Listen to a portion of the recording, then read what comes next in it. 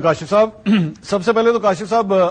آپ کی جو کوآرڈینیٹر ہے اور میرے پروگرام کے جو کوآرڈینیٹر ہیں، میرا خیال میں ہمیں سب سے پہلے تو ان کو فائر کرنا چاہیے اور ان کو فارغ کر کے نئے کوآرڈینیٹر ہائر کریں، کیونکہ ماشاءاللہ ایسا کوآرڈینیٹر جس کو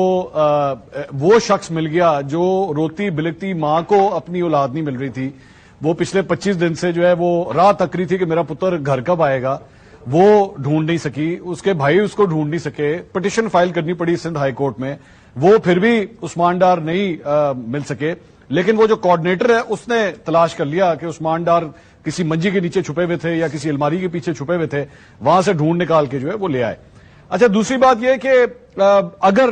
وی will be lying to ourselves, اور میں ظاہری بات ہے ہم جتنے لوگ بیٹھے ہوئے ہیں سب سے زیادہ پروگرامز کرنے کا ماشاءاللہ ایکسپیرینس آپ کا ہے، اگر آپ کو یہ لگتا ہے کہ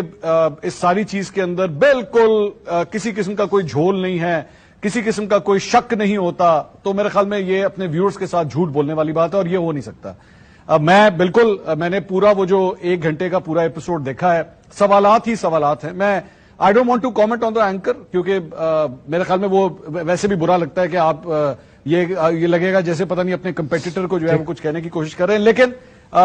دا whole thing did not look right. مطلب یہ کوئی ایسے میچز میں سے جس میں آپ کو لگتا ہے نا کہ یار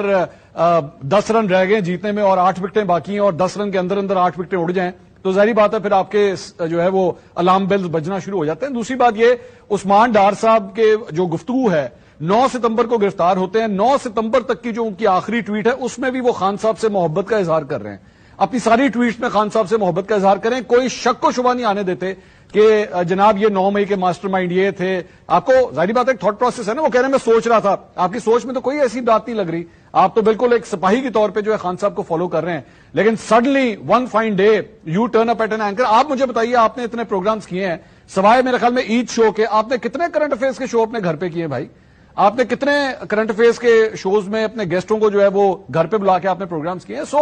دیر آر ٹو مینی کوشچنز، اور قانونی پوائنٹ آف ویو سے یس، قانونی پوائنٹ آف ویو سے ہو سکتا ہے ڈار صاحب جائیں، جا کے گواہی دے دیں عدالت کے اندر اور کہہ دیں کہ میں بغیر کسی پریشر کے کر رہا ہوں، بغیر کسی فورس کے کر رہا ہوں، ہو سکتا ہے وہ خان صاحب کے لیے بہت بڑی پرابلم بن جائے۔ لیکن اگر کوئی مجھے یہ کہے گا کہ پاکستان تحریک انصاف کا فالوور، عمران خان صاحب کا چاہنے والا، اگر آپ اس کو عثمان ڈار کا یہ انٹرویو دکھائیں گے اور اس کے بعد وہ یہ کہے گا اچھا جی یہ ہوا ہے، میں آج کے بعد بلے کو ووٹ نہیں دوں گا، تو میرے خیال میں یہ اپنے آپ بیوقوف بنانے والی بات ہے۔ میں یہ سمجھتا ہوں کہ آج اگر عمران خان صاحب خود بھی جا کے اپنے پی ٹی آئی کے فالوور کو کہہ دینا کہ 9 مئی میں نے کیا ہے، میں ماسٹر مائنڈ تھا اس کا، تو ان کے فالوورز نے یہ کہنا ہے جی بالکل ٹھیک کیا، ان کی سوچ ایسی بن چکی ہے، وہ کہیں گے بالکل ٹھیک کیا، they will not even question it. تو آئی ڈونٹ تھنک کہ سیاسی طور پہ اس سے کوئی بہت بڑا